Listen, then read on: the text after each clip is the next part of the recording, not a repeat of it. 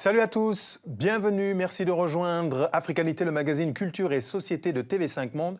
Ce mois-ci, nous parlons mode et beauté africaine en présence de très nombreux invités, mais également de cinéma, de littérature et de musique. Nous serons en présence de Fania Niang, chanteuse sénégalaise, auteure d'un nouvel album, première égérie africaine de Jean-Paul Goude. À nos côtés aussi, une star panafricaine. Il s'agit de Méoué qui viendra souffler les 25 bougies d'une carrière intense, mais également aux côtés de Lise-Laure Etia, la 8e merveille du monde. Merci, si soyez donc la bienvenue. À nos côtés également Christian Éboulet, le roi des tendances de la bogosité. On en parle dans quelques instants. Soyez donc les bienvenus. Une marraine pour cette émission, un grand témoin, Absatoussi. Merci. Bienvenue. Vous êtes, on va le dire, une personnalité du monde de la beauté et de la mode. Vous avez créé une marque qui porte votre nom. Vous êtes également animatrice de télévision sur une chaîne française. Est-ce que vous avez le temps d'écouter de la musique, de lire, de voyager, d'aller voir des films? C'est parfaitement indispensable, surtout quand on se doit de créer en permanence, de développer en permanence. On doit s'enrichir des rencontres qu'on fait. On doit s'enrichir d'expositions, de concerts, de culture, tout simplement. Donc oui, c'est indispensable. Je trouve le temps pour ça. Ça me dépollue le cerveau un peu. Bon, alors vous êtes une hyperactive. On aura le temps d'évoquer votre parcours, justement, à travers un portrait que je vous propose de découvrir sans plus attendre. Omar, on a la même histoire. Je suis fille d'une femme de ménage mauritanienne, comme vous. Je suis fille d'un ouvrier sénégalais, comme vous. Je suis Peul, comme vous. Nos parents se connaissent, parce que chez nous, tout le monde se connaît. Mais nous n'avons pas eu la chance de nous connaître avant. Donc c'est effectivement ma première rencontre avec Omar. Vous avez vu, je tremble, Omar. Ouais, c'est pas grave. C'est pas grave. En vous voyant dans le reportage... Chroniqueuse sur la chaîne de télévision D8, aux côtés de Laurence Ferrari, Roselyne Bachelot, Elisabeth Bost et Audrey Pulvar, Absatoussi est aujourd'hui une vedette du petit écran français. Alors, chaque semaine, tu choisis quelqu'un dans notre public, Absatou, pour relooker. Alors aujourd'hui, j'ai choisi Mélodie. Mélodie, elle nous a dit qu'elle avait envie de rester féminine. Contente du résultat? Elle a un charisme fou, une énergie dans ce qu'elle dit, dans ses convictions, qui ont tout emporté sur leur passage. Elle n'avait pas dit deux mots, j'avais dit « Ok, c'est bon, tu es dans l'équipe ». Elle revendique ses origines, son patrimoine, et elle l'a ajouté au patrimoine de ce pays où elle exerce maintenant une profession exposée. Elle est d'une certaine façon un exemple. Issue d'une fratrie de 8 enfants, Absatoussi a tout juste 12 ans lorsqu'elle commence à travailler. Absatou est mon aînée. C'est vrai qu'elle a toujours eu ce caractère fort. C'est un bélier. Elle est pétillante, elle est drôle. Et puis elle a ce côté sérieux qui est celui de l'entrepreneuse. Je pense que le mot gladiateur, c'est bien. Ça lui va bien.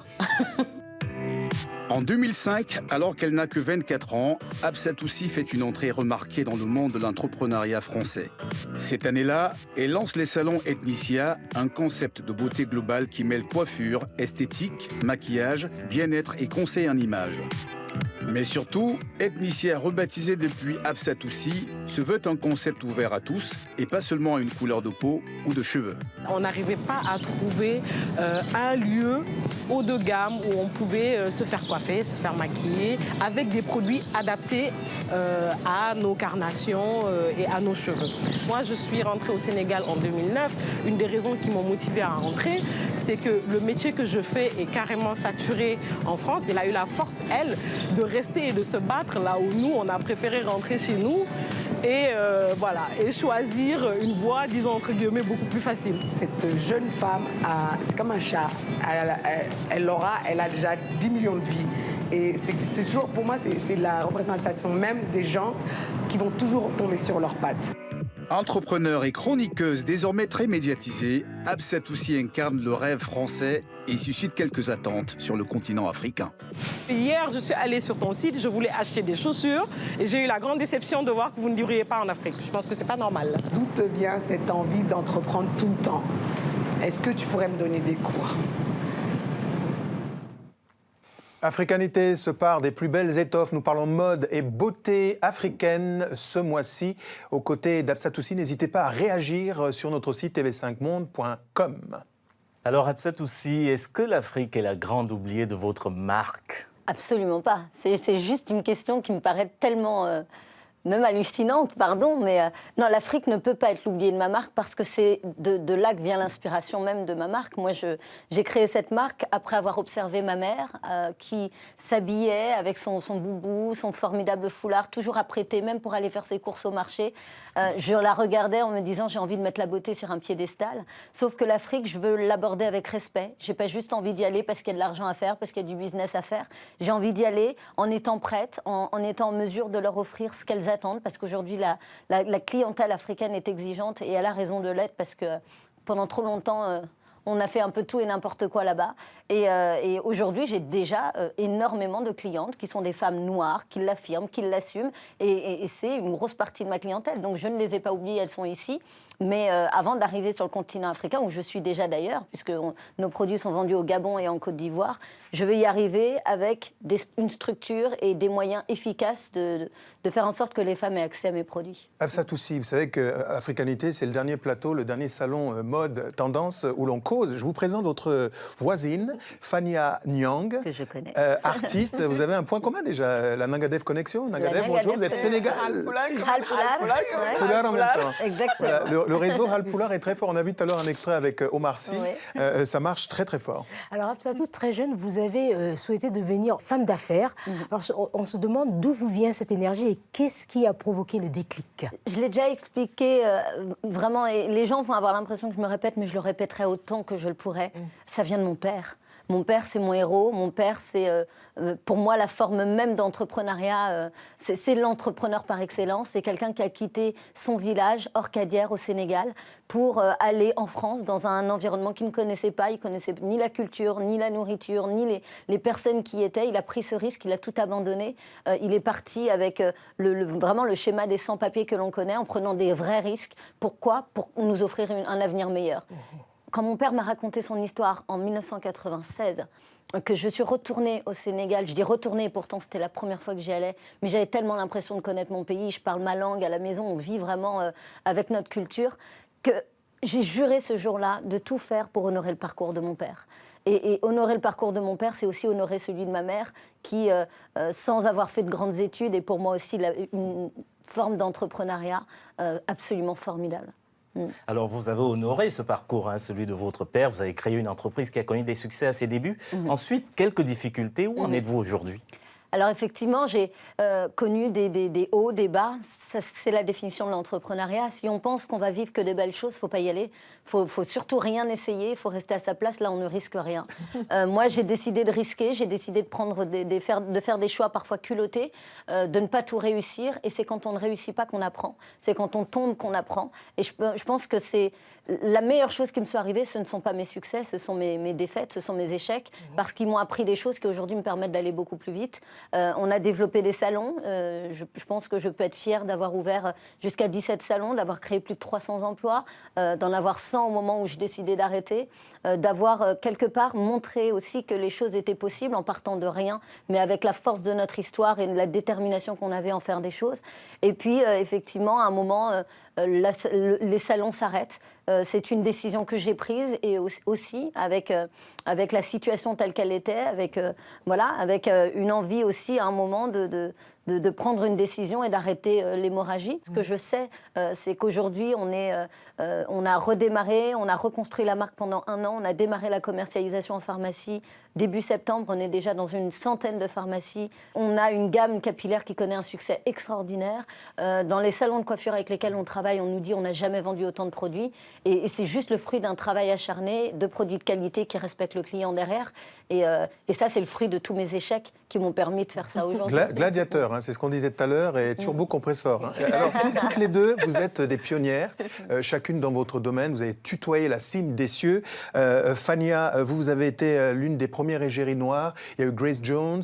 Ensuite, il y a eu l'Algérienne Farida Khelfa, avec qui vous avez partagé le bonheur de travailler avec Jean-Paul Goude. On voit d'ailleurs, je pense, quelques images pendant que je parle de cette pub qui vous a catapulté au sommet de la planète mode, celle de Lee Cooper. Comment est-ce qu'on s'impose dans un tel giron? Déjà, elle, c'est ma petite sœur, hein. Il faut le dire, tu vois. Donc, et ça me fait plaisir de voir que ça évolue à un côté positif après nous. Mais travailler avec Good, déjà, c'est savoir écouter et apprendre pendant 6 mois. C'est ce que j'ai fait. Donc, et après, pour pouvoir après gagner quelque chose de tout ça, aujourd'hui, maintenant les gens, ils en ont marre qu'on parle que de Good et des autres et pas de mon travail, quoi. Mais c'est sûr que ça m'a beaucoup servi pour en arriver là. Et votre actualité aujourd'hui, c'est la musique, un 4e écrin, puisqu'on parle de beauté et de mode, un 4e album, Animist, dont je vous propose de redécouvrir un florilège du répertoire à travers cet extrait, Fania Nyang.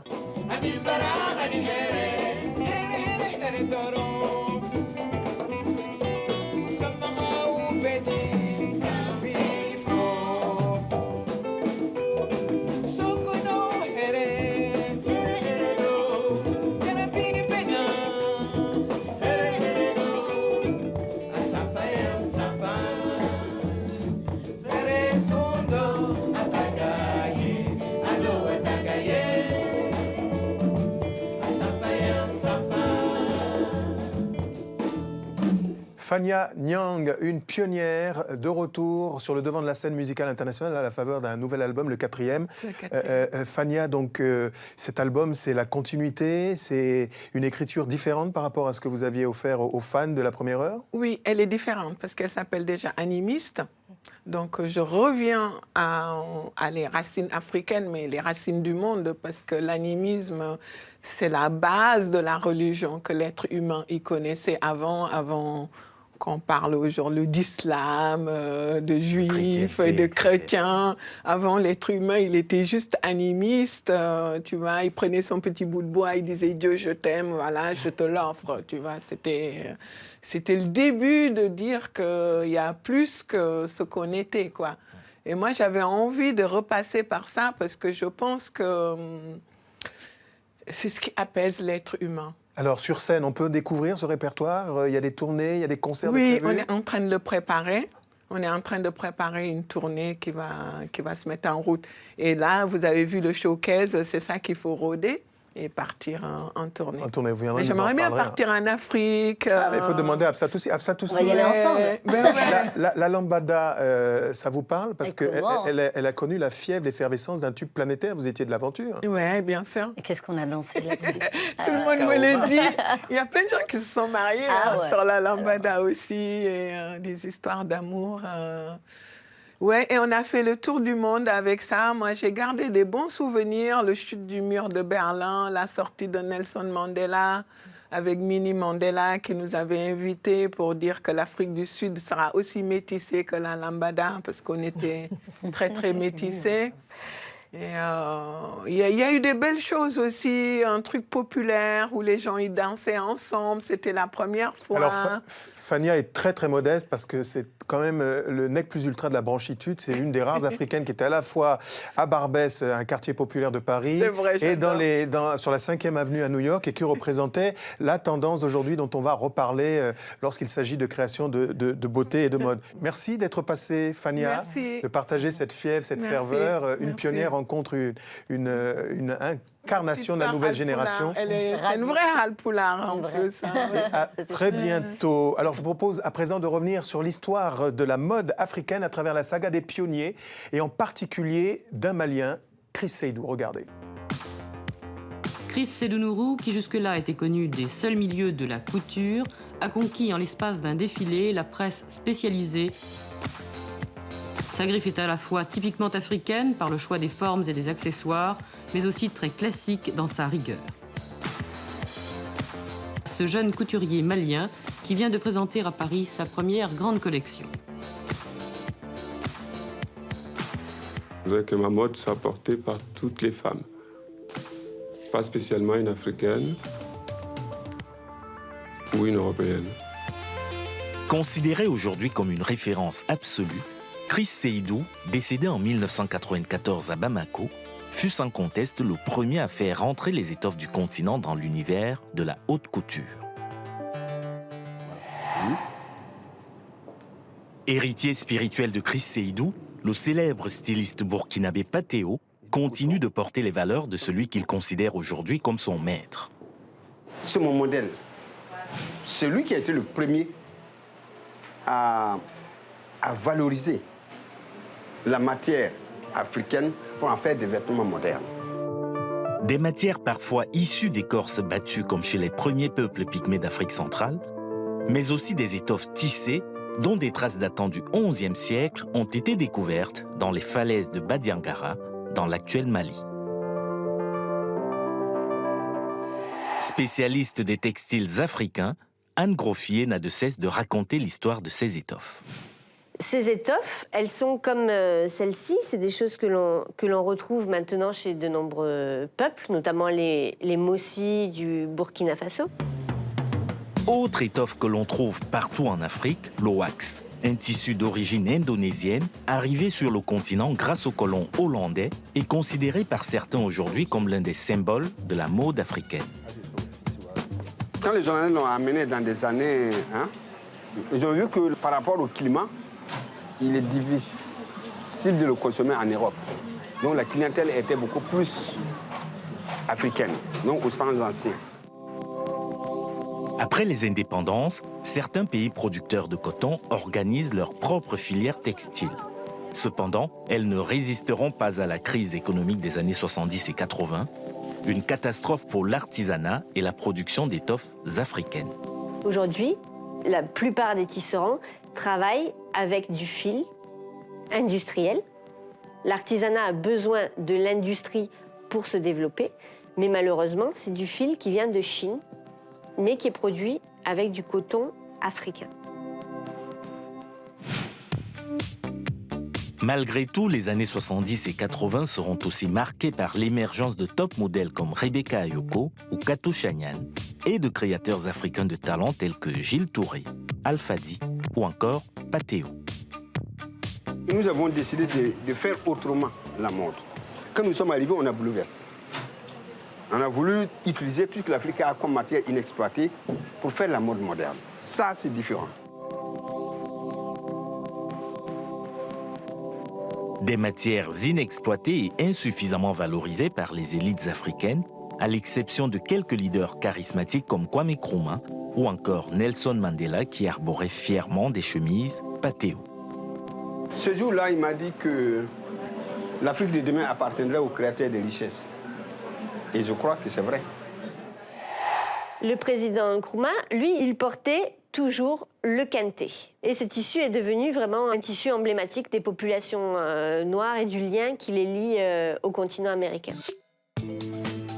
Autre façon de tisser des liens tout en offrant des perspectives économiques et de la visibilité aux créateurs africains, l'organisation d'événements tels que le FIMA, le Festival international de la mode africaine, créé en 1998 au Niger par le styliste Alfadi.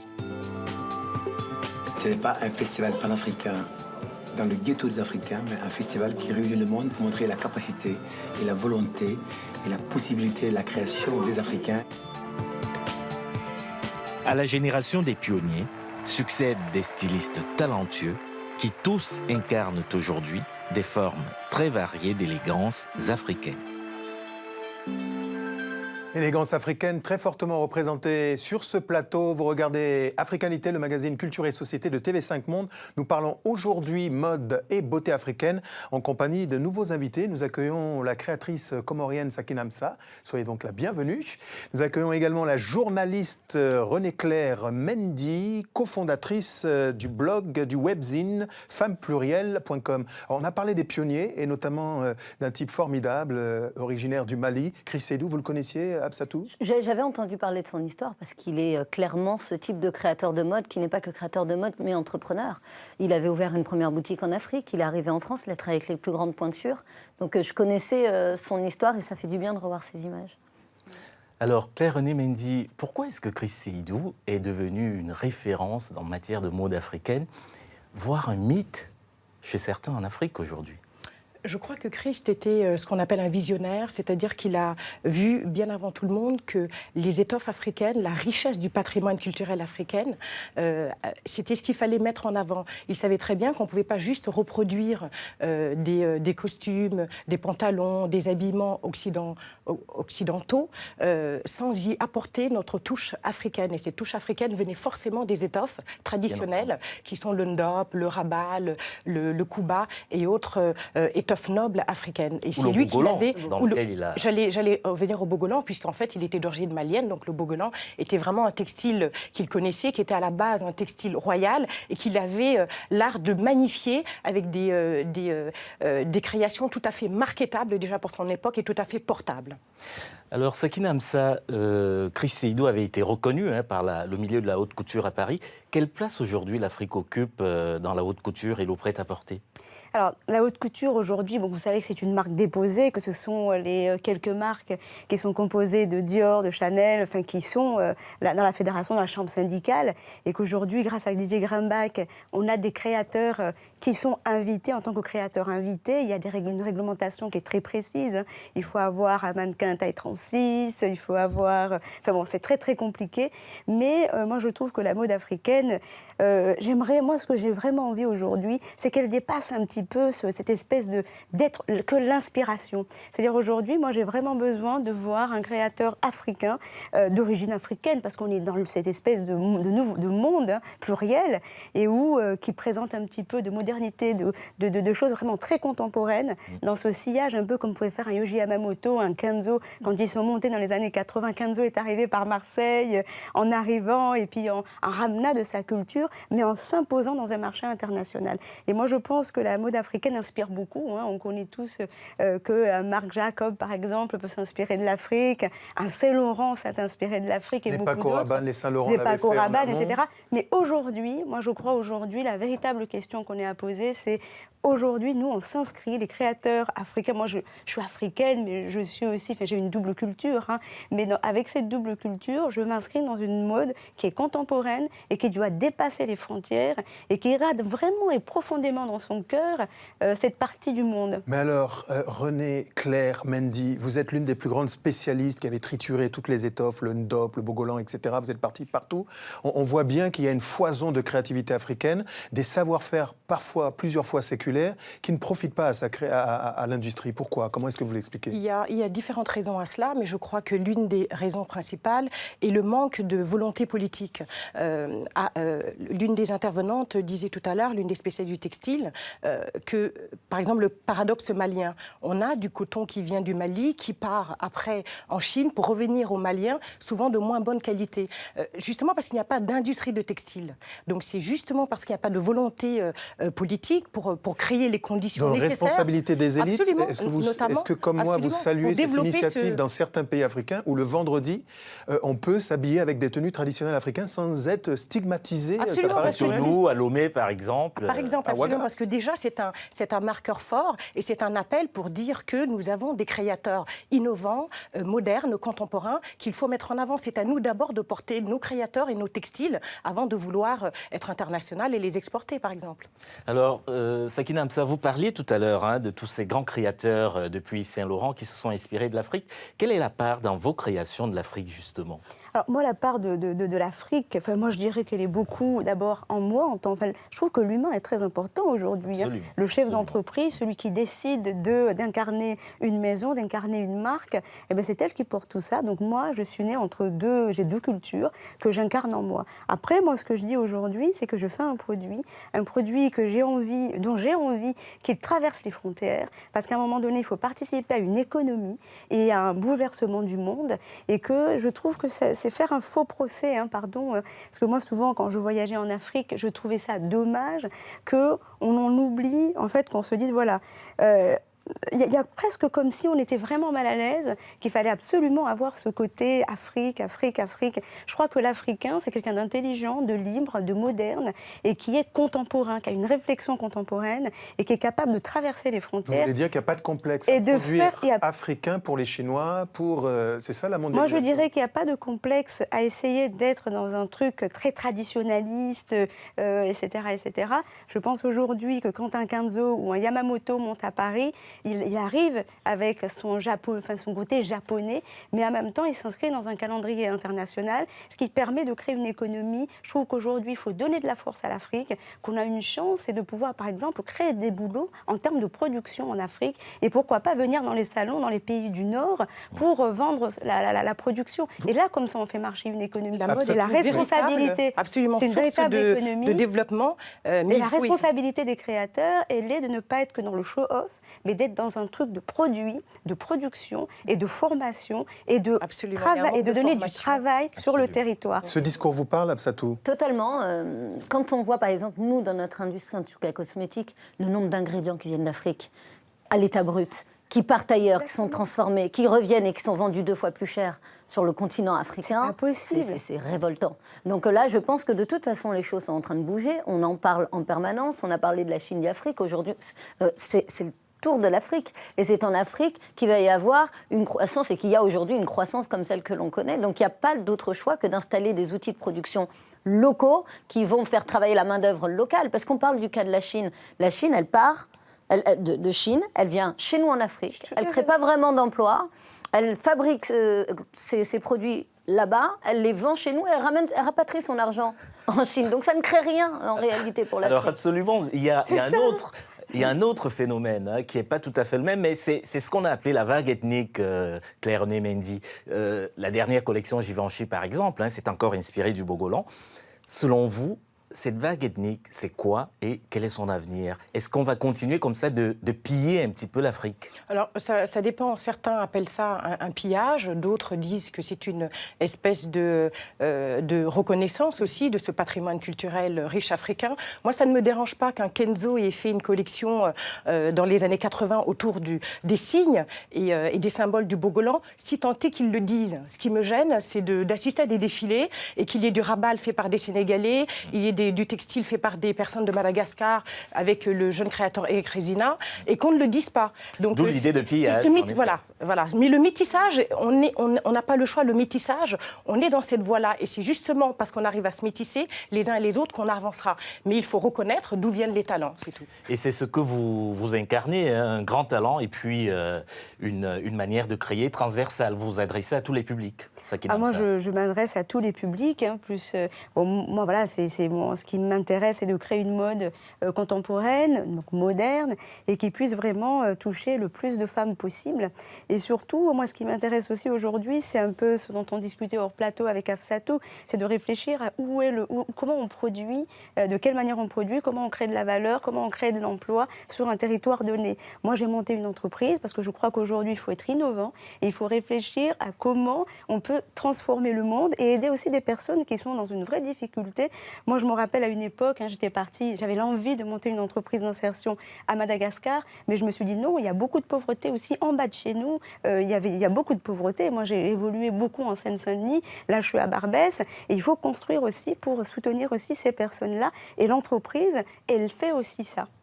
La mode et la beauté africaine, vecteur de développement pour le continent, pour ceux qui en doutaient encore, d'exquises majestés féminines. Pour en parler aujourd'hui, merci beaucoup, Sakina Msa, d'être venue. On dit bonjour du côté de Moroni, du côté de la coulée de lave. Et de New Madaha Bambao. Formidable, dans l'océan Indien. On salue tout le monde. Merci, Renée-Claire Mendy, d'être passée nous voir pour parler de femmes au pluriel. .com. On peut déguster les dernières tendances. Absolument, de la mode africaine et de l'élégance, entre autres. Vous êtes également l'auteur de très nombreux ouvrages. Je propose à présent de porter un regard avec acuité sur l'état des lieux de la création africaine. De Paris à New York, de Dakar à Kampala ou Johannesburg, les Black Fashion Week se multiplient. Signe du dynamisme et de la créativité des stylistes africains et de la diaspora.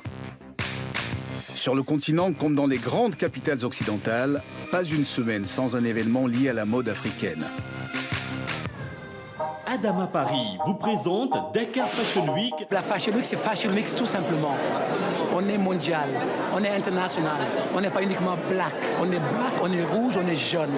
On est venu dans un Fashion Week où tout le monde doit être, pour montrer que le noir est capable, le noir est beautiful, le noir est valable. Le plus important, c'est vraiment que les designers aient été contents, qu'ils ont pu montrer leur création, parce qu'il ne faut pas oublier que on n'existe que parce qu'ils n'ont pas de plateforme.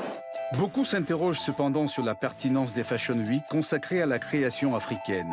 Une création toujours insuffisamment adossée à des économies viables et qui peine donc à s'imposer sur le marché mondial. L'idée de la Fashion Week, c'est de mettre en avant les créateurs locaux.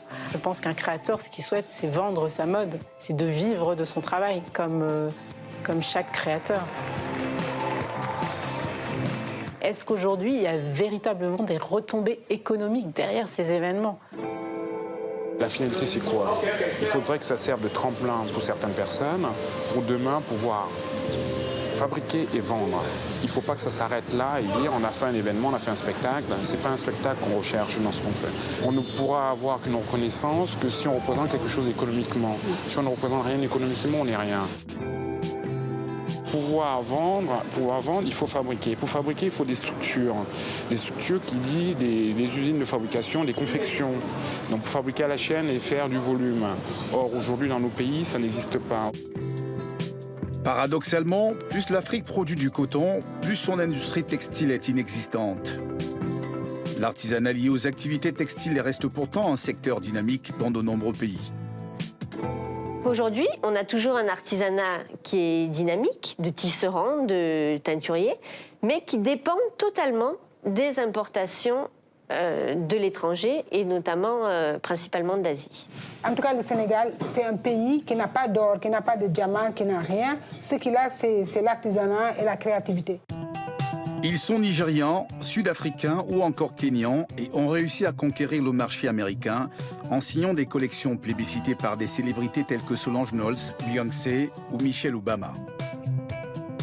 Aujourd'hui, la mode d'inspiration africaine séduit de plus en plus les marchés internationaux.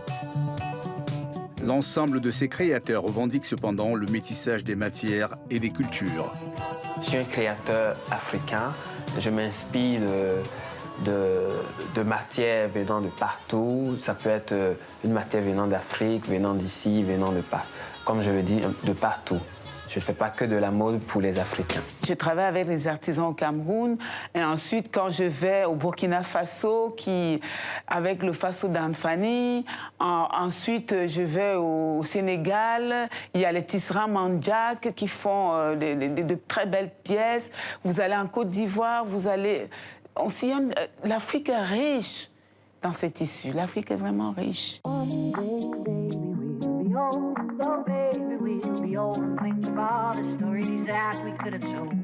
J'adore promouvoir la mode africaine. C'est quelque chose qui me tient à cœur.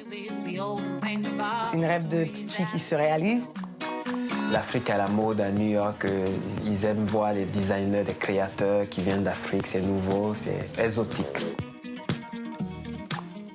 De belles étoffes, de belles parures. Vous regardez Africanité sur TV5 Monde. Nous parlons aujourd'hui et pendant plusieurs jours, au fil des différentes diffusions, de mode et de beauté africaine. Vous pouvez d'ailleurs réagir à cette émission en allant sur notre site tv5monde.com ainsi que sur tous nos réseaux sociaux. Nous accueillons à présent de nouveaux invités. Marie-Jeanne Serbin-Thomas, soyez donc la bienvenue. Vous êtes fondatrice du magazine Brune, mais également d'un nouveau venu dans la presse internationale qui s'appelle Ben. On en parle dans quelques instants. À nos côtés également, quelqu'un qu'on a vu d'abord comme un danseur étoile et qui est depuis de nombreuses années l'un des créateurs les plus salués de sa génération. C'est Iman Aïssi, d'origine camerounaise. Soyez également le bienvenu.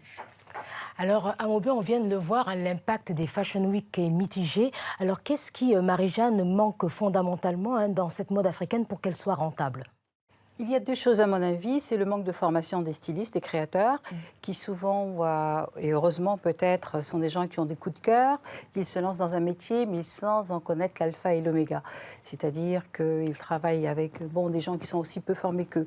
Donc comprend un vêtement, il est beau à la base, mais quand on regarde l'intérieur, il y a quand même des problèmes de finition, des problèmes de coupe. Ça veut dire aussi que manque de formation, manque de connaissance du marché, manque de connaissance aussi du nouveau vocabulaire qui accompagne la mode, puisque la mode aujourd'hui ne se contente pas d'être un beau vêtement présenté, mais d'avoir toute une structure avec du marketing, avec de la communication, avec des plans de développement, à l'international. Et c'est ce qui manque à nos créateurs, qui sont souvent seuls dans leur atelier, qui ne savent pas trop où s'adresser, mais surtout qui ont un rapport peut-être parfois trop subliminal, trop important avec leur propre création qu'ils ne veulent pas vendre. Alors vous me tendez le fil pour que je puisse poser la question aux deux créateurs, parce que, ou en tout cas dépositaires de marques que vous êtes, d'origine africaine. On sait aujourd'hui qu'aucune grande marque ne s'appartient plus, aucun grand nom de la mode internationale s'appartient, ce sont des fonds de pension ou éventuellement des financiers. Comment font les créateurs africains ? Concernant l'Afrique, les choses sont un peu compliquées. Parce que l'Afrique aujourd'hui, quand on parle déjà de l'éducation de la mode, l'histoire de la mode, concernant les designers noirs, les acteurs des métiers de la mode, l'Afrique doit déjà écrire son propre histoire et prendre beaucoup de choses en considération. Ce qui veut dire qu'on ne peut pas parler de la mode si on ne cite pas Chris Seydou dans le passé, Gisèle Gomez, très important au niveau international, parce que c'est une des premières designers qui a vraiment explosé. Toute la presse internationale parlait d'elle à l'époque, dans les années 80. C'était la même bande que Jean-Paul Gaultier, que Claude Montana, Thierry Mugler, exactement. Mais revenons au départ. Je crois qu'on ne peut pas construire une maison s'il n'y a pas de fondation. L'Afrique a besoin de revoir qu'on réétablit les climats, étudier les climats, les fabriques, donc les tissus, créer les tendances, mettre les bonnes bases pour le fonctionnement de la mode. Et à partir de là, les choses vont prendre l'envol d'elles-mêmes petit à petit. Mais les bases ne sont pas faites. Les métiers ne sont pas organisés dans la mode. Non, ce qui fait qu'on est toujours, c'est un éternel recommencement. Et Absatou, c'est une industrie. Moi, j'ai eu l'occasion de rencontrer des créateurs français, occidentaux, blancs, et des créateurs africains. Et j'ai pas l'impression que les créateurs d'ici soient mieux forcément formés que les créateurs en Afrique. Moi, j'ai vu des créateurs ici qui ne savaient pas derrière comment commercialiser, comment exposer leurs pièces, comment se faire connaître. Un créateur, c'est un créateur, mais c'est aussi une structure. Et donc, c'est l'opportunité pour les créateurs africains d'avoir des gens qui investissent sur eux, qui décident de mettre en place des vraies structures derrière, avec des gens qui sont spécialistes du développement commercial. Tout est la même chose, qu'on soit dans la mode ou dans la beauté. Une fois qu'on a un produit, il faut pouvoir le vendre. Et là est la question. Les créateurs africains fonctionnent beaucoup aussi avec du mécénat, comme les créateurs ici aussi, qui fonctionnent aussi avec du mécénat. Moi, j'ai eu à faire du mécénat, notamment avec des créateurs, parce que je crois en eux. Ça ne nous a pas empêché derrière de penser toute la structure autour, qui, elle, malheureusement, il faut trouver les bonnes personnes, et c'est comme ça, quoi. Mais justement, est-ce que l'environnement ne fait pas la différence? Parce que, Marie-Jeanne, on voit qu'il y a quand même, par rapport aux créateurs anglophones, les créateurs anglophones sont beaucoup plus en avance que les créateurs francophones africains. Oui, parce qu'il y a des richesses dans les pays comme le Nigeria ou le Ghana qui investissent. Mais je pense vraiment, au départ, il y a un problème de formation, parce que savoir coudre, c'est une chose, et puis savoir développer un produit est une autre chose. Et malheureusement, d'abord, nos créateurs ne sont pas aidés. Vous parliez de mécénat, mais il y en a très peu. En fait, on fait un défilé de mode quasiment en soulement son appartement, ou alors en s'endettant sur des années. Ça n'empêche pas qu'il en existe. Donc, au niveau des pouvoirs publics, il n'y a quasiment rien qui est fait. Peut-être pour la musique, oui, mais pour la mode, non. Même Adama Paris, qui fait son défilé à Dakar, en souffre. Et d'autres créateurs pourront vous le dire. Donc la grosse difficulté, moi je pense qu'au départ, c'est penser la mode comme de la confection, c'est-à-dire avec une idée très fin 19e, début 20e siècle, et non pas la mode comme une industrie, comme véritablement en fait, un outil qui puisse vous permettre de vivre et de progresser. Mais en termes de production, on a bien compris, il y a des lacunes, mais même en termes de marketing et de distribution, certains évoquent la piste d'Internet. Vous restez sceptique apparemment. Oui, parce qu'Internet, vous avez un problème de diffusion. L'Afrique, malheureusement, est le continent où les coûts de transport sont les plus élevés au monde. Moi, un magazine, ça me coûte beaucoup plus cher de l'envoyer au Sénégal que de l'envoyer en Papouasie-Nouvelle-Guinée. Alors la Papouasie-Nouvelle-Guinée, c'est quand même plus de 24 000 km de la France. Donc j'imagine que quand on achète un vêtement et qu'on doit payer des frais de transport qui soient exorbitants, là, et pour l'instant, le problème n'est pas réglé. Il y a des sites Internet qui travaillent conjointement, mais le problème, ce problème qui est essentiel, puisque qui dit Internet dit finalement des frontières qui n'existent plus, mais ces frontières, il faut bien les transporter, il faut bien aller vers elles. Donc, et comment aller vers elles quand on a des prix de transport qui sont exorbitants? Mais on parle beaucoup de rentabilité, mais est-ce que la mode africaine n'a pas un problème d'identité, Iman?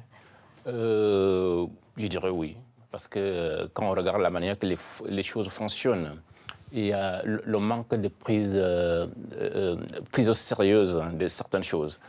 On va voir. Les jeux chauds. Oui, j'ai parlé avec Madame Abtoussis tout à l'heure. Il y a beaucoup de choses qui se passent, beaucoup de fashion week. Est-ce que trop de mode tue le fashion? en faire trop sans d'abord faire ce qu'il faut à la base pour mieux avancer, avec beaucoup de sécurité. Donc, ce qui fait qu'on veut voir les shows et après, on ne sait pas là où trouver les vêtements. On organise des fashion week, il n'y a même pas un dressing, même avec quelques pièces des designers, là où la clientèle, où les journalistes, les acheteurs peuvent revenir voir les pièces en vrai. Mais alors, est-ce que c'est une utopie lorsqu'on entend des grands groupes, des multinationales nous dire que voilà, les relais de croissance sont en Afrique, l'Eldorado de la confection et de la création, le grand grenier ne sera plus l'Asie, mais l'Afrique? Utopie? Ce n'est pas une utopie. Aujourd'hui, les choses changent parce qu'on a, comme je le disais tout à l'heure, des taux de croissance à 2 chiffres sur certains pays, l'émergence d'une classe moyenne qui est là, et qui veut acheter, qui veut consommer. Et à un moment, s'ils veulent acheter ou consommer, ils n'ont pas tous le luxe de pouvoir prendre l'avion pour aller faire leurs courses en Europe. Donc, ils veulent pouvoir acheter localement. Et donc, ces grands groupes se disent, tiens, maintenant qu'on a épuisé et qu'il n'y a plus de croissance ailleurs, on va aller en Afrique parce que c'est là-bas que ça se passe. Et c'est là-bas que ça se passe. Mais Marie-Jeanne Sermin, un mot de la fin, on peut être optimiste pour la mode africaine? Si ça reste comme ça, non. Ça va rester toujours un show, un spectacle qui fera plaisir. Mais si on veut justement que les créateurs puissent manger tous les jours, puissent progresser, puissent se développer, il faut vraiment prendre la charrue, non pas avant les bœufs, mais en même temps que les bœufs, et leur permettre d'avoir accès à toute la formation, à toutes les aides aussi, c'est-à-dire respecter aussi le travail des créateurs, consommer aussi ce qu'ils font, parce que c'est aussi un problème. Et parce qu'effectivement, les Européens s'en inspirent beaucoup, mais ils n'achètent pas africains, ils achètent des tissus qui ressemblent à des tissus africains, mais qu'ils font avec de la soie, avec des créateurs non africains. Le message est passé. C'est à découvrir également dans les colonnes de Brune Magazine, dont vous êtes la fondatrice et rédactrice en chef. Même punition pour Ben, c'est le pendant masculin. Des hommes. Masculin. Hein, bonne chance, et vous avez en plus des origines à la fois caraïbes et africaines, ce qui n'est pas pour nous déplaire. Imana ici, bonne chance pour la suite. Créateur, styliste d'origine africaine, l'un des rares à avoir dansé au plus haut niveau planétaire. On vous souhaite la même chose dans le monde de la confection. Je vous propose à présent, sans plus attendre, de scruter l'horizon de l'actualité à travers le ZAP Africanité. De la fenêtre de mon hôtel, je voyais l'île de Gorée. Mes ancêtres passaient par là. Je suis à la fois d'Afrique, des Amériques. Je suis aussi de cette francophonie si riche. Les Africains sont attachés à la démocratie et attachés à l'ordre constitutionnel. Quand on fait voter des peuples pour des constitutions, à travers des référendums, on ne peut pas les modifier impunément. La Constitution en vigueur sera rigoureusement respectée. Et à 1 an de la présidentielle, c'est tout l'intérêt de Fornia Simbé de ne pas toucher à cette Constitution, car elle ne prévoit aucune limite du nombre de mandats. Je me bats pour cette élection. Et on s'attend à ce que je cède ma place à mon numéro 2. C'est complètement stupide, idiot. Les paroles de l'hymne national sont de circonstance. L'opposition gabonaise sort unie de ces 3 jours de congrès. Elle s'est donné un objectif, forcer Ali Bongo à quitter le pouvoir. Pour l'inauguration du luxueux mausolée de son père, Ali Bongo a convié du beau monde. Aux côtés des officiels, presque toute sa famille, qu'on dit divisée, était rassemblée ce mardi pour honorer la mémoire d'Omar Bongo, qui a pulvérisé le record de longévité au pouvoir. 6 cercueils recouverts du drapeau burkinabé et des dizaines de milliers de personnes se tenant par la main. Le Burkina Faso a organisé des funérailles officielles pour les martyrs de la révolution populaire qui a renversé Blaise Compaoré. De l'émotion aussi, Desmond Tutu, autre grande figure de la lutte contre l'apartheid, a tenu à rendre hommage à son ami. Je pense à tout ce que nous lui devons et j'espère que nous pourrons être à la hauteur de notre héritage. C'est un agrès d'origine asiatique sur lequel évoluent des acrobates éthiopiens.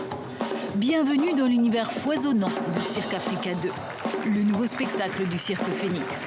Le public attend ici donc le début de ce 14e Festival international du film de Marrakech. Isabelle Huppert pour présider ce jury, avec notamment dans le jury la jeune Mélanie Laurent. Wakaliwood, c'est le cinéma version ougandaise. Voici les studios à Mengo, un des quartiers pauvres de Kampala, et les acteurs en pleine répétition. Ce qui est triste, c'est qu'en Occident, je vois beaucoup de gens qui veulent faire un film, mais ils ne peuvent pas parce qu'ils n'ont pas d'argent ou parce qu'ils attendent du matériel. Mais tout est là. Dimanche 7 décembre, France Télévisions ferme l'agence AITV. Pourquoi est-ce que vous voulez priver l'Afrique, n'est-ce pas, d'un canal de diffusion aussi important que AITV? Un large sourire, premières images diffusées hier soir par la télévision nigérienne de Serge Lazarevic libre après un peu plus de 3 ans de captivité aux mains d'Al-Qaïda au Maghreb islamique. Une très longue poignée de main avec le président Issoufou, un entretien, le Français laisse transparaître sa joie, puis les remerciements. Je voudrais remercier le président du Niger qui est là, et je voudrais remercier le peuple du Niger aussi, qui a collaboré avec la France pour me faire libérer. Voilà pour ce tour d'horizon de l'actualité panafricaine et internationale. L'actualité, c'est votre matériau brut. Vous êtes présentatrice, animatrice de télévision. Un sujet aurait retenu votre attention ? Oui, ce sont tous ces malheureux crimes contre ces personnes noires aux États-Unis notamment. Je pense à Michael Brown, je pense à l'affaire Ferguson, où on tire sur des noirs comme si leur vie, leur âme n'avait aucune importance, on n'a aucun respect et la police, voilà, on leur dit c'est pas très grave, c'était dans vos fonctions, moi je suis vraiment très perturbée par tout ça, ravie que les gens descendent dans la rue, noirs ou blancs, pour se révolter contre ça, et on assiste malheureusement à un président noir américain absolument incapable d'agir là-dessus, parce que la justice américaine, c'est compliqué. Tout à fait. Donc, et les multirécidivistes sont très nombreux. J'aimerais vous présenter quelqu'un qui est dans son créneau, aussi un pionnier. Il s'agit de Jocelyn Armel. C'est le sapeur des sapeurs, c'est-à-dire qu'officiellement, au-dessus de tous les sapeurs, il y a lui. C'est l'homme qui habille toutes les plus grosses pointures. Ça va de Alain Mabankou à Papa Wemba. Mbote Papa. Mbote Papa, merci. Je suis très ravi d'être avec ma sœur. Parce que c'est les icônes que nous copions, que nous suivons de loin. Et nous autres, on s'en fout? Et aujourd'hui, être sur un plateau avec mes jeunes frères, les merci, il se rattrape bien. Les sœurs, aujourd'hui, c'est la SAP honorée, mais bon. Merci. Alors beaucoup. justement, le bachelor, est-ce que la SAP aujourd'hui, c'est pas un peu le contraire de ce qu'on appelle le chic, qui se veut élégant et sobre? La SAP, je rappelle que c'est la société des ambianceurs et des personnes élégantes. Est-ce que c'est pas le contraire de l'élégance, du chic? Non, la SAP a sublimé le chic européen. La SAP aujourd'hui est devenue un mouvement à connotation internationale. Hier, c'était un mouvement d'inspiration peut-être congolaise, après d'inspiration africaine. Mais aujourd'hui, vu le foisonnement des médias autour de ce phénomène, ça prouve que la SAP est devenue un phénomène exploitable pour les Africains. Mais c'est la SAP pour la SAP. Et aujourd'hui, nous voulons, via ma modeste personne, amener une SAP économique. Cette SAP où l'Africain est fier d'être élégant, mais une fierté qui a des répercussions économiques. Alors c'est ça que je trouve intéressant dans votre démarche, parce qu'il fut un temps, la société des ambianceurs et des personnes élégantes, c'était un peu la contemplation, l'Africain béat qui se paraît d'étoffe venu d'ailleurs. Et vous avez créé votre marque qui s'appelle Connivence. Oui. C'est à saluer. Je vous propose d'écouter ce qu'en pense le roi des rois, le père de la sapologie, lui-même en personne, Shungu Wembadio. Il a eu la gentillesse de se confier à la caméra d'Africanité, c'est Papa Wemba. Un sapeur, c'est celui qui aime bien s'habiller, quoi. C'est tiré à 4 épingles. Et il faut savoir comment marier les couleurs. C'est moi qui ai propulsé cette mode-là à travers un peu le monde, quoi, à cause de ma notoriété comme chanteur et aussi avec le film Black Micmac. Il faut aller dans les villes comme Brazzaville, comme Kinshasa, comme Lagos, comme Abidjan, comme Bamako et ailleurs. La SAP s'est définie aujourd'hui comme un art. Alors, est-ce que la SAP intéresse encore les jeunes? Mais si elle n'intéressait pas les jeunes, ma sœur, la SAP serait morte. Je suis là pour leur dire... Parce que les jeunes portent des jeans aujourd'hui. Non, il n'y a rien laissé aller, mais Bachelor est là pour leur dire attention, les enfants, ne déraillez pas. Parce que, vous savez, la SAP est porteuse de beaucoup de valeurs. Indépendamment du côté présentation, derrière, nous véhiculons beaucoup de valeurs. La non-violence, la croyance aux aînés, des choses comme ça. Mais aujourd'hui, je suis dans la place de Paris. Comme vous voyez, les grands comme les Papa Wemba, les petits frères comme Alain Mabankou, qui donnent de l'essor, de la visite aux jeunes marques que nous lançons. Aujourd'hui, pourquoi hier la SAP était connotée d'une manière, comme a dit mon frère, à la limite, pas porteuse de valeur? Mais parce que ceux qui se sont essayés de lancer les marques à l'époque ont trouvé devant eux des murs. Il faut qu'on se dise aussi des vérités. L'Africain avait peur de s'assumer en tant qu'Africain dans son élégance. Absatou, ça vous parle, cette démarche? Ça Parce me que là, il y a parle. du marketing, il y a de la création, il y a tous les ingrédients. J'adore d'abord le nombre de marques internationales qui effectivement s'inspirent de la sapologie. Je pense à cette marque de boissons qui avait fait un clip formidable dessus. Je ne citerai pas de marque ici. Mais surtout, vous avez un message derrière, effectivement, la non-violence, le respect des aînés, des valeurs qui se perdent un petit peu dans la société. Mais quelle élégance! Quelle élégance! Mais vous savez ce compliment qu'on savait d'une femme élégante, elle-même belle? Ça veut dire qu'aujourd'hui, j'ai magnifié mon élégance. Je suis sur mon 35 aujourd'hui. Alors, je suis sur mon 35 parce que je savais que je vais avoir une icône à côté de moi et les icônes qui sont sur le plateau. Je voulais dire ceci. Vraiment, la SAP doit être aujourd'hui un vecteur créateur d'emplois en Afrique. Vous savez, quand je fais fabriquer, lorsqu'on fait faire fabriquer des chemises, la moindre usine de chemises, minimum, c'est 150 personnes, 200 personnes. Moi, je viens d'un pays où la SAP est sublimée. Mais la SAP au Congo-Brazzaville, nous ne sommes pas un paradoxe près. Il n'y a même pas une usine qui fabrique des boutons au Congo-Brazzaville. Au moins, en Afrique de l'Ouest, nos frères et sœurs assument cette africanité dans l'élégance. Mais chez moi, non. Vous verrez nos dirigeants, ils sont dans de beaux habits. Je leur ai dit, oui, mais c'est beau, mais est-ce que vous ne pouvez pas être à l'origine de mon essor? Mais quand tu parles de ça, à la limite, tu les déranges. Je dis non, soyez quand même cohérents. Vous êtes dirigeant d'un pays. Le football n'a pas été créé par les Brésiliens, mais c'est les Brésiliens qui ont manifesté le football. Avant de savoir que le Brésil devait être un pays émergent, on connaissait les Brésiliens grâce au football. On connaît le Congolais via son élégance. Aujourd'hui, le Congo-Brazzaville doit pouvoir, c'est bien de se dire pays émergent, mais sans pouvoir avoir un coloré économique. Tonton le sapeur, c'est meeting politique ou bien qu'est-ce qui s'est passé là? C'est quoi le problème? Non, c'est ça l'élégance. C'est la passion. Voilà. C'est la passion qui C'est la parle. passion. L'élégance doit pouvoir nous profiter aussi. Voilà, vous savez, on a cité de Kenzo, il y a toutes les marques qui sont ici. Mais quand je vois ma soeur lancer sa marque, c'est une fierté pour moi. Moi, je sais modestement avec d'autres aussi.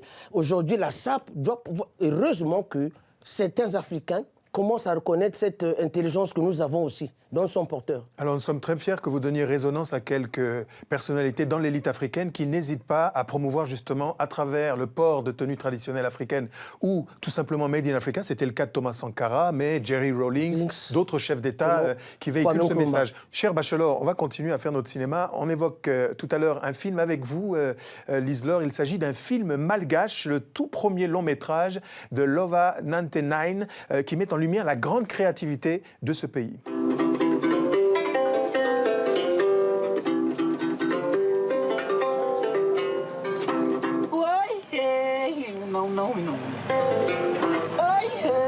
À travers ce documentaire, je voulais surtout parler de Madagascar autrement. Parce que souvent, dès qu'on parle de Madagascar, c'est la pauvreté. Et on s'arrête là. Mais moi, je voulais aller un peu au-delà de ces stéréotypes-là sur la pauvreté et montrer qu'il y a un vivier de créativité.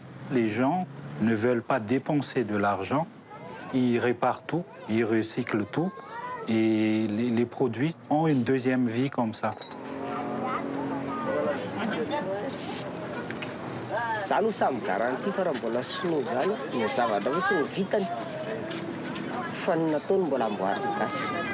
Cet esprit d'initiative des Malgaches vient du fait qu'il y a une certaine résistance inconsciente face à un système qu'on consomme et qu'on jette les choses.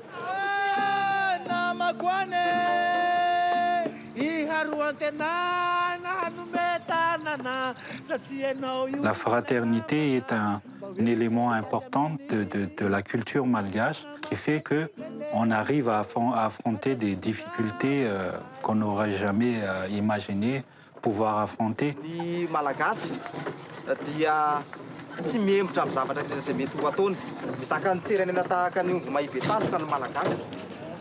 Quand on se débrouille avec les mains, on ne pourra jamais mourir de faim. Cet espoir-là, il faut l'entretenir. Et moi-même, j'ai de l'espérance pour le pays parce que c'est des gens qui ne se laissent pas abattre, qui créent toujours quotidiennement, qui adaptent leur système par rapport au changement. Donc oui, je suis optimiste.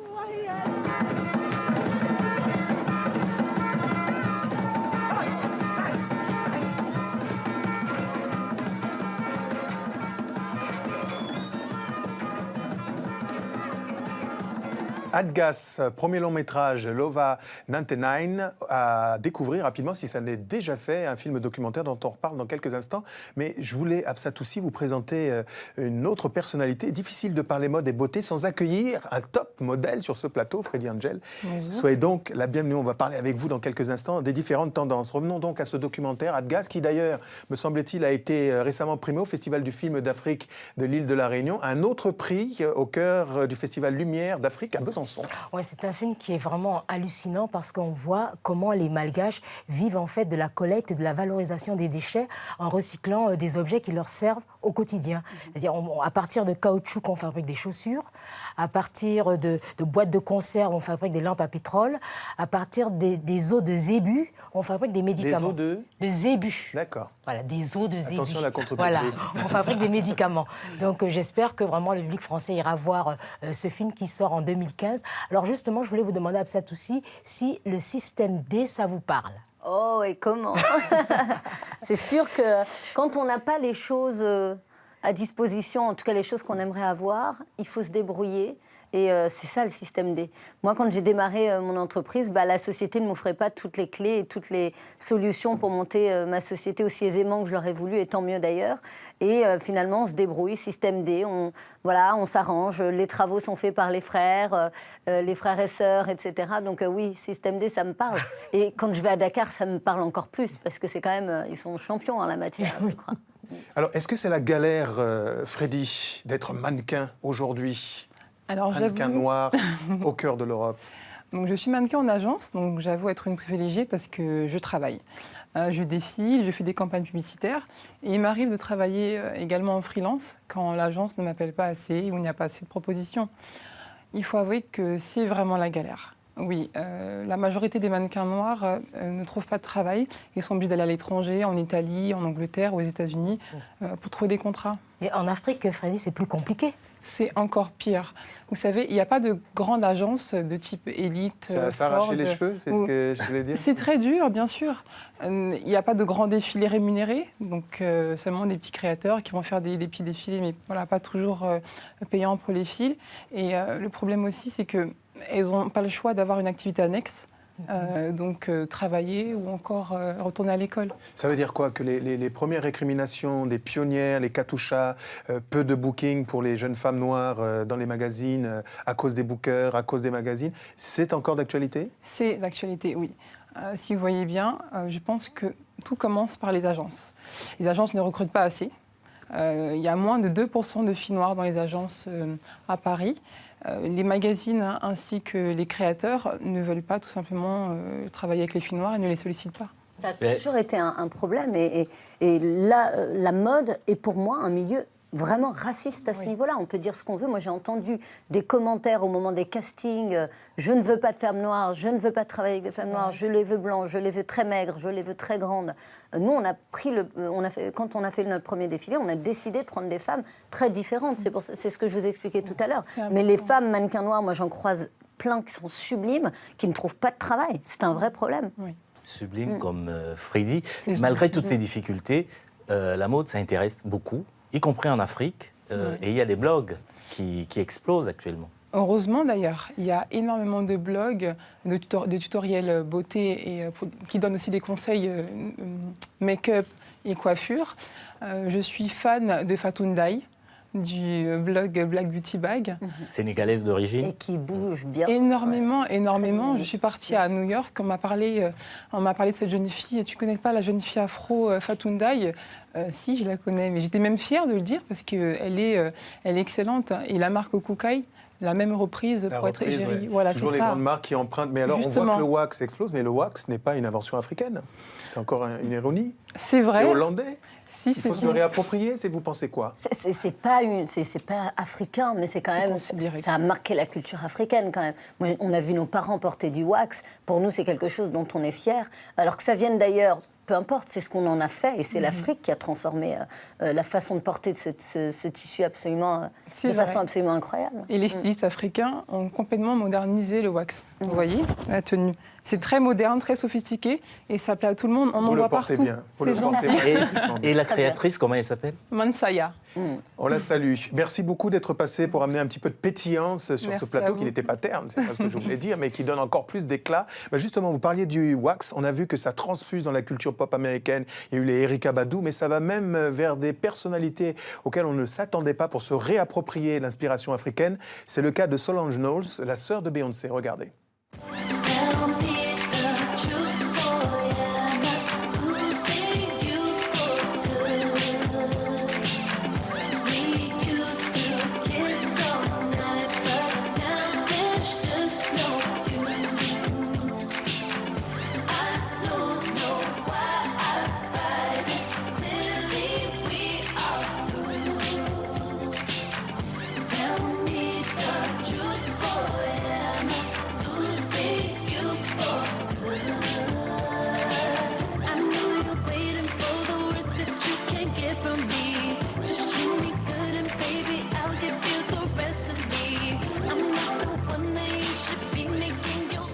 Losing You, c'est Solange Knowles d'inspiration africaine. Toutes les tenues étaient à découvrir à satiété sur notre site internet tv5monde.com ainsi que sur tous nos réseaux sociaux. Autre figure emblématique de la sapologie, malgré lui-même, le professeur Awolowo, Mewe, soyez le bienvenu. Merci.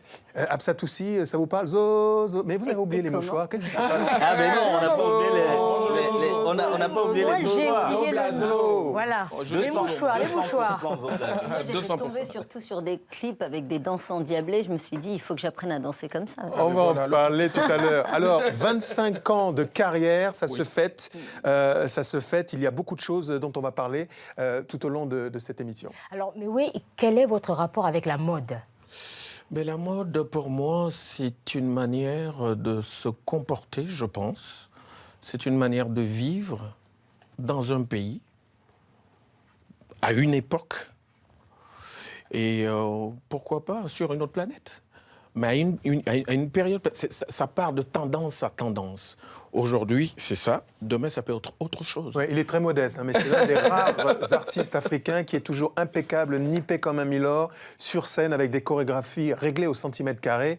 Et la musique, c'est son dada, mais la littérature aussi apparemment transfuse après la musique. Absolument, on va parler de littérature, mais ouais. Et d'abord de ce roman, Abdourahmane Waberi, qui publie La Divine Chanson aux éditions Zulma, petite maison d'édition dont on a déjà beaucoup parlé dans cette émission. Et d'ailleurs, les deux livres dont je vais vous parler sont publiés chez Zulma. Il y a donc La Divine Chanson de Waberi, qui est djiboutien. On oublie souvent ce petit pays francophone en Afrique de l'Est. C'est un pont que Waberi construit entre l'Afrique et les États-Unis. Et il rend hommage, en fait, à ces descendants d'esclaves qui ont créé le blues, le jazz dans le delta du Mississippi. Voilà, c'est un roman en guise de chanson et c'est intitulé La Divine Chanson. Je vous le conseille vivement. Et ensuite, on a beaucoup parlé des anglophones qui sont en matière de mode très dynamiques ces derniers temps. Eh bien, en littérature, c'est pareil. Et là, vous avez Snapshots, les nouvelles voix du Ken Prize. Le Ken Prize, en fait, c'est une émanation du Booker Prize, l'équivalent du Goncourt, pour la zone du Commonwealth, les anglophones.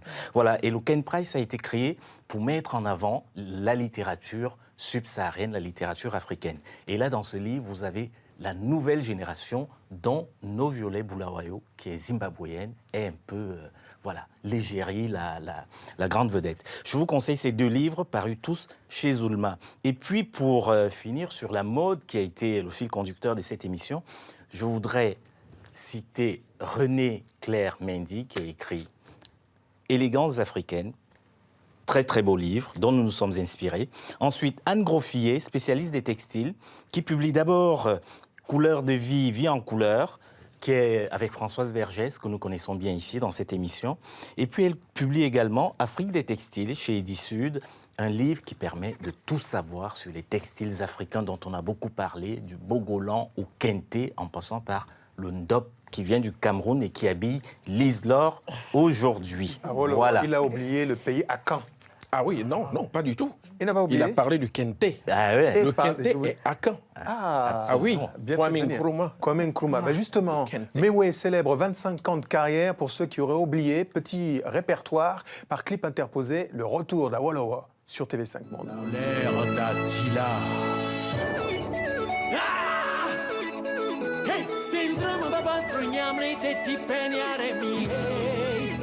Solo SS, champion.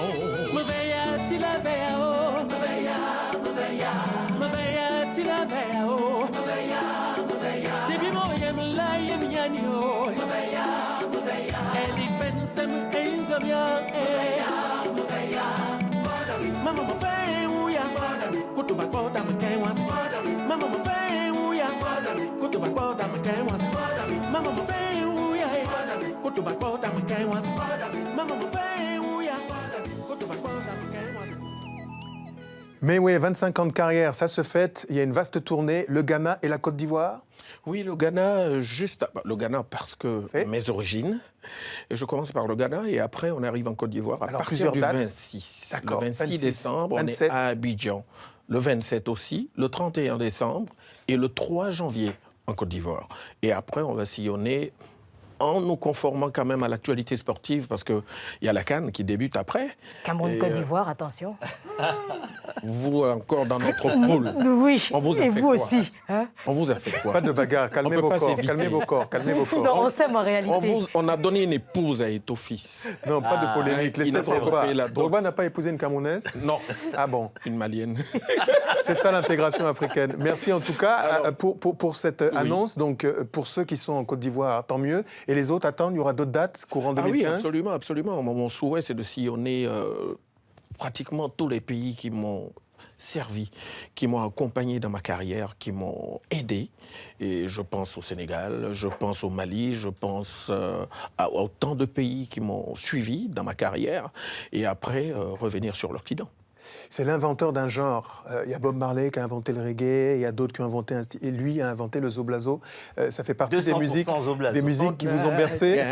Qui ne m'ont pas bercé, mais que j'ai découvert et que j'apprécie beaucoup. Ouais. Merci beaucoup d'avoir été notre invité au cœur de cette thématique dévolue à la beauté, à la mode africaine. Un dernier mot peut-être, les pesanteurs, les clichés sur l'Afrique, le monde noir. Vous êtes dans un créneau où vous créez des marques. Oui. Est-ce qu'elles sont persistantes? Non, mais simplement dire qu'aujourd'hui, les clichés et tout ce qui tourne autour de cette vision négative qu'on peut avoir de l'Afrique, c'est nous qui allons la changer.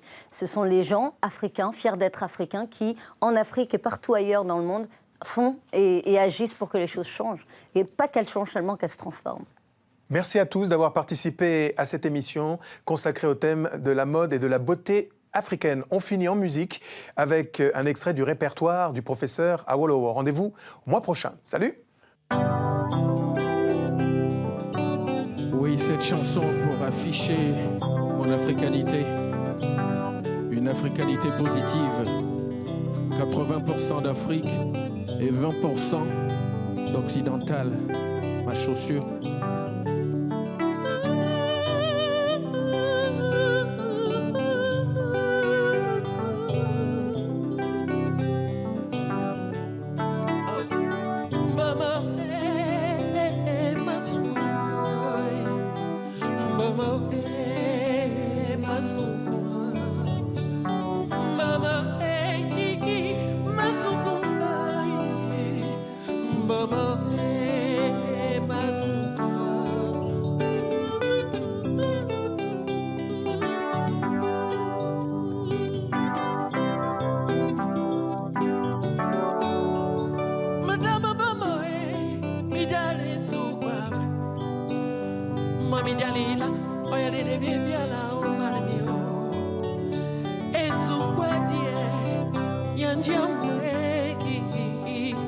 Fleck on the eye, money.